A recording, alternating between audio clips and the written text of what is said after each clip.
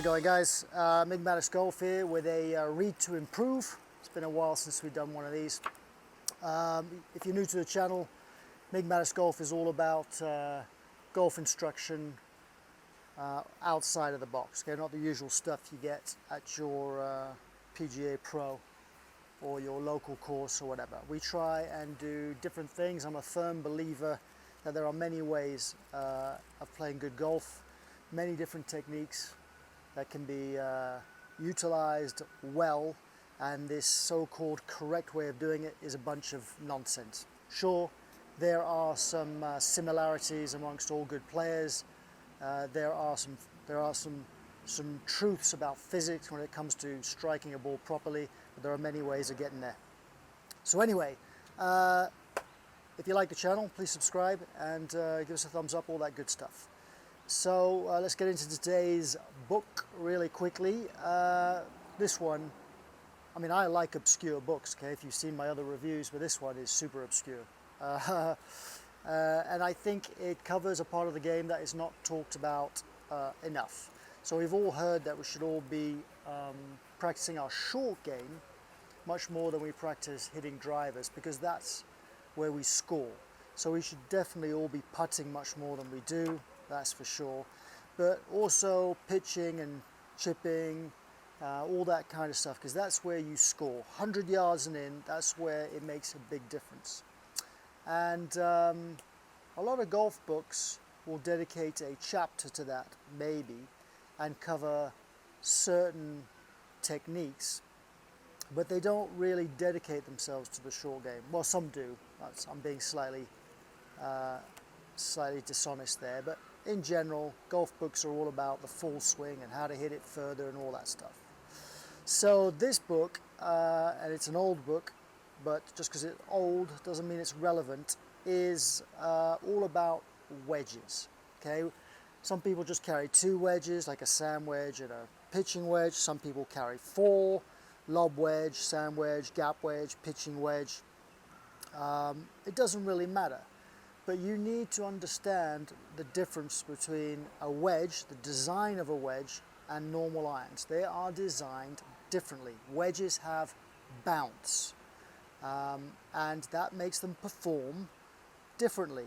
Also makes them slightly more versatile than your normal bog standard iron.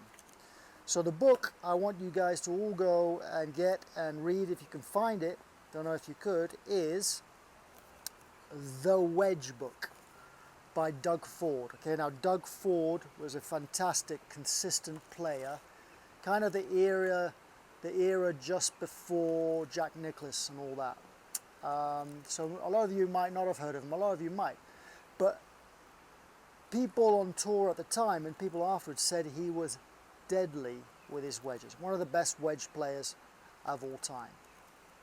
And Doug Ford wrote an entire book about the wedge game and how to use your wedges and how you can use them differently, different types of shots. So The Wedge Book by Doug Ford is a must-read, I believe, because not enough of us really understand how a wedge is designed and how it can be best used to our advantage. So like with all the books that I review, I don't want to tell you too much about them because I want you to go get them and read them. I don't want you to just listen to this. So yeah, the funny thing about this one, it's got a little quirky pictures at the back. Actually, it's got a section with those flip photographs. You know, if you kind of flip through the pages quickly, it gives you kind of like a motion picture, which is kind of quirky and cool. But it covers everything from the pitch to the chip to the lob to sand shots. You know, fried eggs. You know, ball above your feet, ball below your feet, all that kind of stuff. So fantastic little book. So I won't say any more. The Wedge Book by Doug Ford includes special flip vision section for motion picture of the swing. And then Julius Boros writes the preface in it. So great book, go get it. If you've read it, let me know what you think in the comment section. And yeah, hopefully you all become wizards with your wedges and you score better. That's it. I'm in Johannesburg right now. Beautiful hotel here. The weather's gorgeous. Winter time down here, so you don't get the rain.